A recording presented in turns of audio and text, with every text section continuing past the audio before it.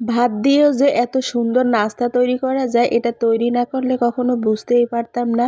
অনেক সময় আমাদের ভাত নষ্ট হয়ে যায় আর ফেলে দেই, তো ফেলে না দিয়ে এরকমের নাস্তা তৈরি করে নিতে পারেন। আসসালামু আলাইকুম, সবাই কেমন আছেন? আমি আলহামদুলিল্লাহ ভালো।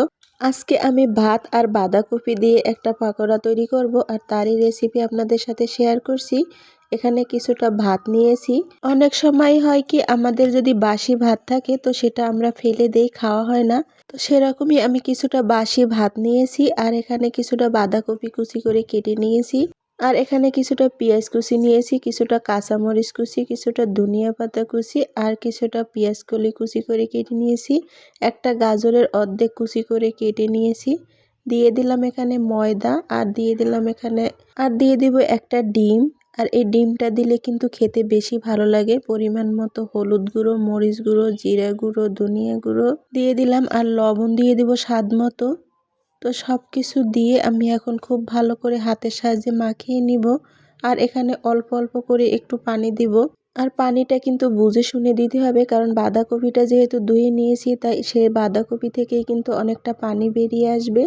তো আমি অল্প অল্প করে পানি দিয়ে এভাবে হাত দিয়ে মাখিয়ে নিচ্ছি সুন্দর করে। আর এখানে আদা রসুন বাটাটা দিতে একদমই ভুলে গিয়েছিলাম, তো 1 টেবিল চামচ আদা রসুন বাটা দিয়ে দিলাম আর দিয়ে খুব ভালো করে এই তো মাখিয়ে নিয়েছি। আর পাকোড়া শেপে আমি পাকোড়াগুলো ভেজে নিব।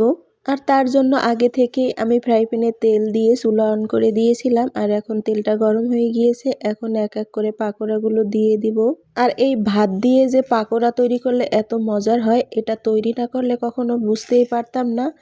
আর এই তৈরি করাটা শিখেছি আমি এক আপুর পেজ থেকে, শিউলিস কিচেন। আর ওনার ভিডিওগুলো আমি মাঝে মাঝেই দেখি, আমার ভীষণ ভালো লাগে। তো সেখান থেকেই দেখে আমি শিখেছি আর এভাবে তৈরি করে নিলাম। খেতে ভীষণ মজার হয়েছে। আপনারাও যদি তৈরি করতে চান আমার রেসিপিটি ফলো করে ট্রাই করতে পারেন। আশা করি আপনাদেরও ভালো লাগবে।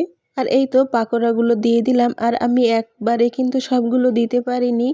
তো এটা প্রথম ব্যাচ আমি ভেজে নিব, একটু সময় করে ভেজে নিতে হবে, কিন্তু বাঁধাকপিগুলো কিন্তু সিদ্ধ হতে একটু সময় লাগবে, তাই মিডিয়াম টু লো আছে অনেকটা সময় নিয়ে বাঁধাকপির পকোড়াগুলো এভাবে ভেজে নিতে হবে।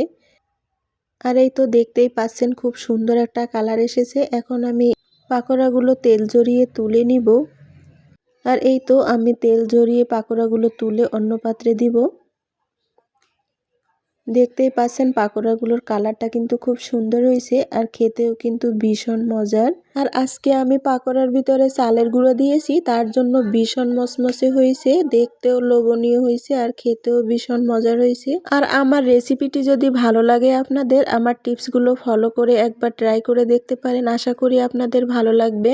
আর এই তো এখানে আমি গরম গরম পাকোড়া টমেটো সসের সাথে পরিবেশন করে নিয়েছি। আজ এই পর্যন্তই। আসসালামু আলাইকুম।